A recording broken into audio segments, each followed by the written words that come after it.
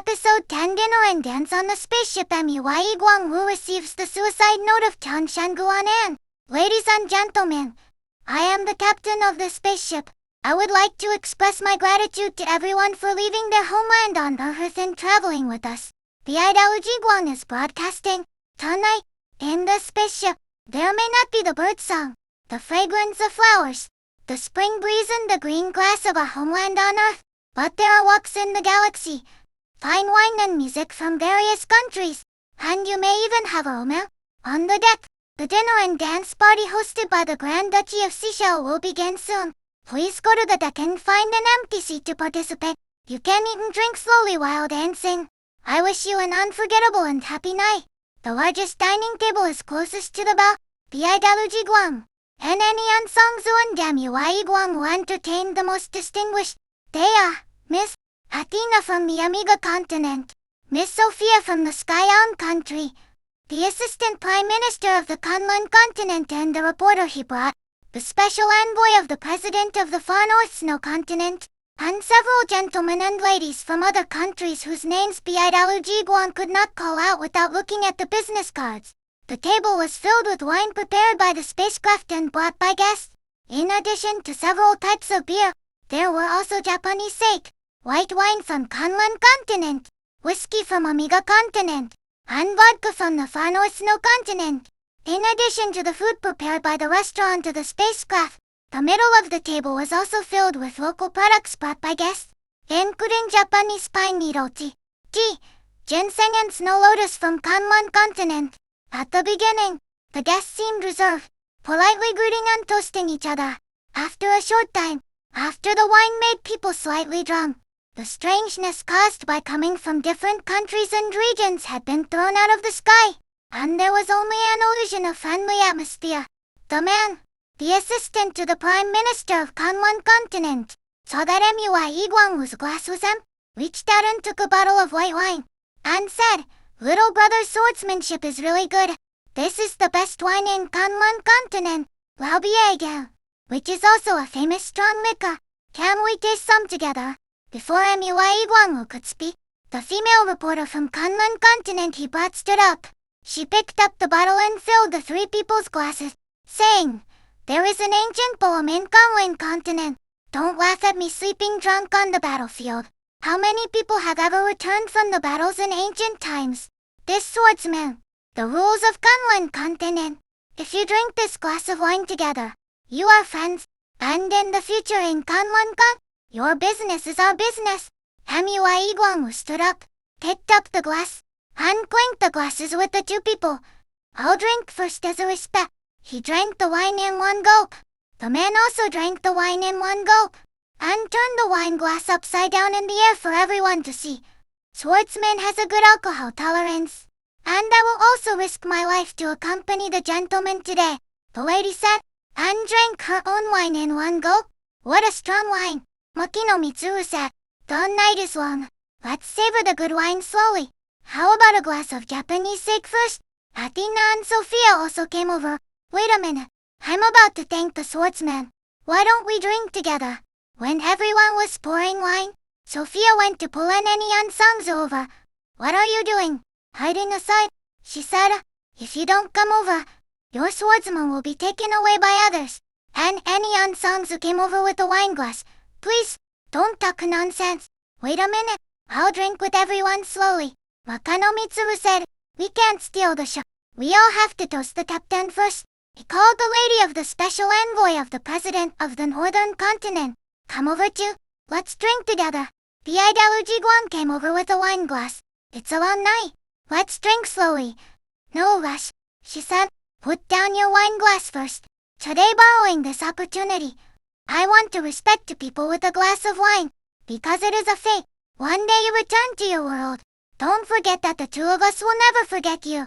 If there is that day, I will never forget that this glass of sake and you too. You will never forget me." The three of them raised their glasses and drank up the wine in their glasses. "It's our turn to toast the captain," Athena said, filling everyone's glasses. "Let's raise our glasses together and thank the captain." The lady of the Special Envoy of the President of the Snow Country of the Northern Continent raised her glass. "The captain has not left for a day, And any place on the Earth is your home with the spacecraft. If there is a day when you leave, we will never forget you. I will never forget you. The LaoDi blinked glasses with everyone present and drank up the sake in the glass together. Why bother saying don't forget? The female reporter picked up a bottle of liquor and poured it for the captain. This liquor from Kunlun continent has a high alcohol content. Savor it slowly, she said. Nothing will never be forgotten. Captain, if this swordsman brother is always with the spaceship, will you and your spaceship never leave? You've drunk? And any unsongs? I'll drink beer with you.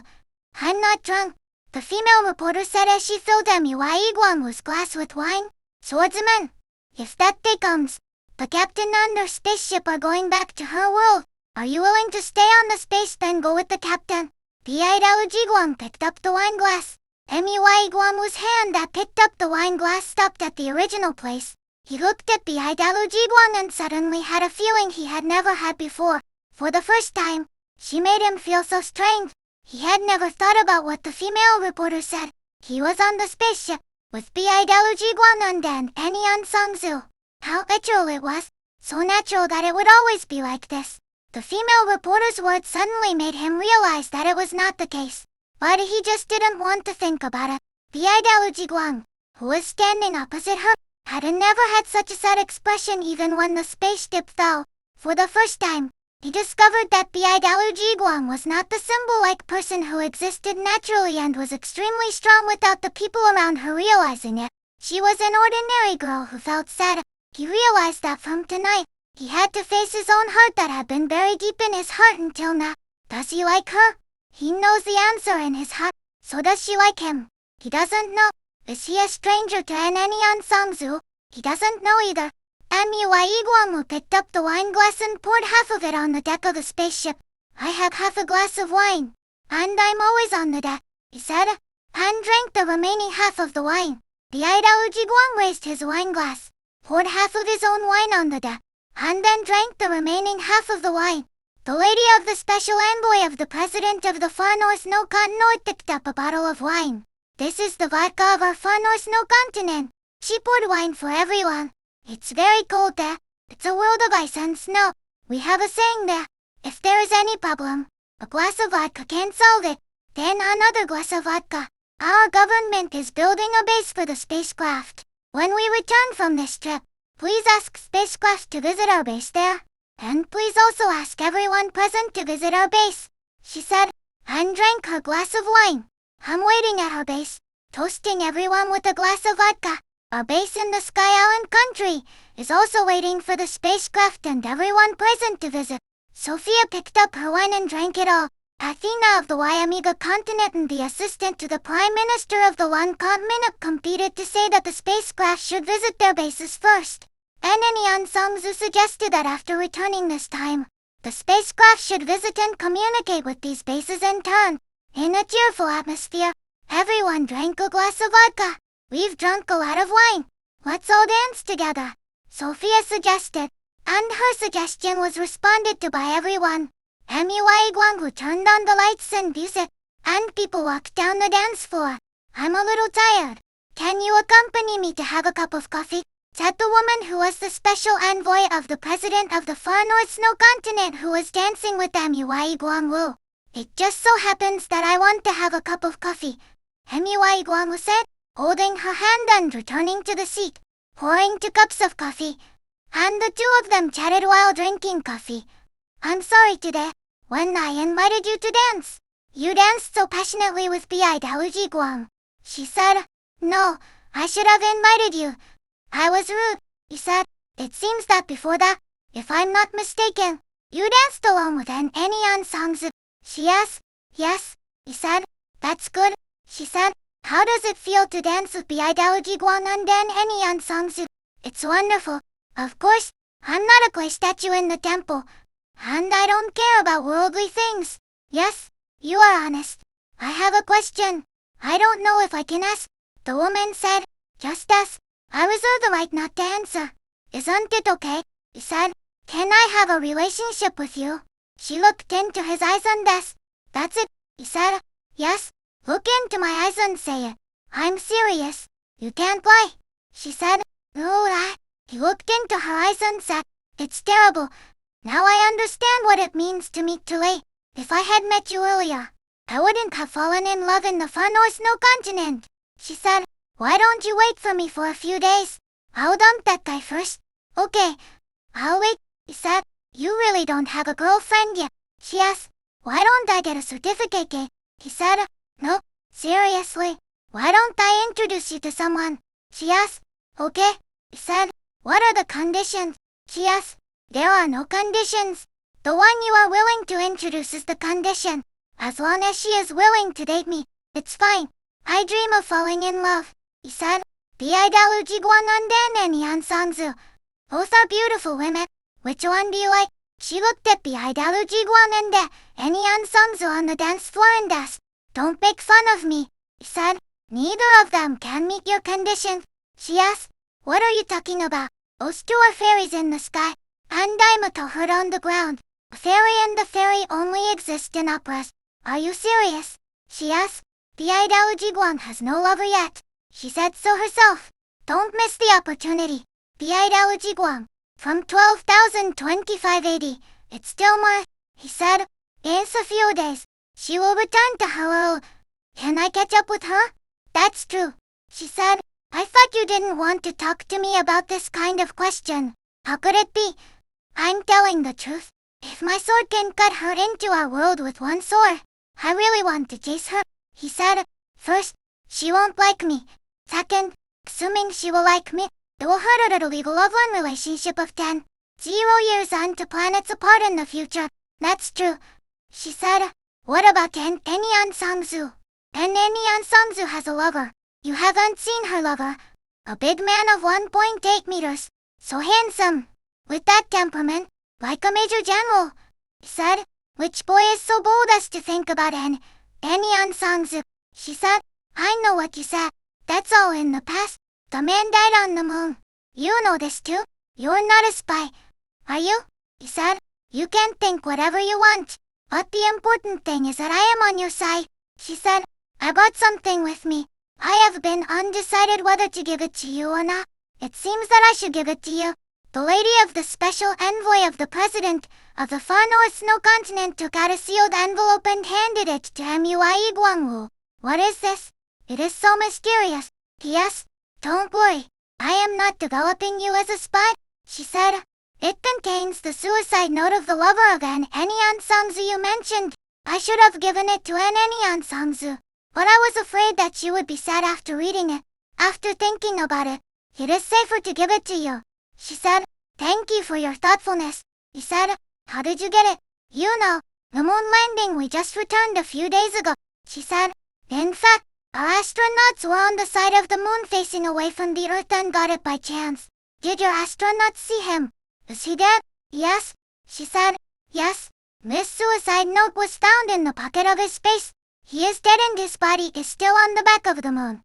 According to the astronauts, it seems that he may have encountered an incident. However, our astronauts were unable to investigate further due to time and conditions. There is also a map in the envelope, which shows the location of the body. Thank you very much for providing this information," he said. "You're welcome. This is all we have. In the future, if you need my personal help, just let me know. I will do my best," she said. Muye Guangwu came to the main gun control console alone, opened the envelope, and took out a page of paper. The words on it were written in ballpoint pen. Although the words were written in a sloppy manner, he could still recognize that it was the handwriting of Tianshen Guonan. "Sangzu, I'm sorry. I peeked at your diary. You said in your diary that Muye Guangwu is actually a pretty good boy. But I entered your life first, and you said that you wanted to introduce him to a good girl. Now, I have chosen to withdraw, so why don't you introduce yourself to him? Muye Guangwu is a trustworthy person. I hope you give him this opportunity. If the person who accompanies you to burn paper money at my grave is Muye Guangwu, I will bless you." Tianshen Guonan's suicide note made Muye Guangwu tearful, but fortunately no one saw it. "Muye Guangwu, I saw in Sangzu's diary the note you wrote to her when you were studying at university. The suicide note said, 'You lost.' She was already in love with me at that time, but it was not made public and no one knew. Fake played a joke on everyone. Now, I was doomed to have to give up. I'll give you the chance. You are really lucky. When you saw this letter, you should have been here. I was playing with Sangzu in the park of the base. Now you have changed your fate against the will of heaven. This is what you owe me. If Sangzu gives you a chance, you should take good. Muye Guangwu put the suicide note away, drew his sword, and danced with the sword alone beside the empty main turret. The LaoDi Guonan then, and Sangzu walked towards the main turret. Why are you here practicing sword alone? The LaoDi Guang said, I'm tired of dancing, so I came out alone to get some fresh air. Muye Guangwu said to them without turning his head, your swordsmanship is perfect, not better. The LaoDi Guang said, can you show us a set of swordsmanship? And Sangzu said to the LaoDi Guang, what is your swordsmanship called? Kitaraji or Wayu? I'll show you today, the LaoDi Guang said, and drew his sword. Muye Guangwu stepped aside and watched the LaoDi Guang's swordsmanship. How does the LaoDi Guang's swordsmanship compare to yours? And Sangzu asked, what a fast sword. It's basically a one-stroke kill. Is the swordsmanship 10,000 years later so powerful? You and I, against the LaoDi Guang alone. I'm afraid we won't last 5 rounds, and we'll all be killed by her. Muye Guangwu said, why are your eyes wet? As if you cried. And Sangzu said, I miss home a little. Don't say it, or people will laugh at me. Muye Guangwu said, moving his eyes to the dance floor.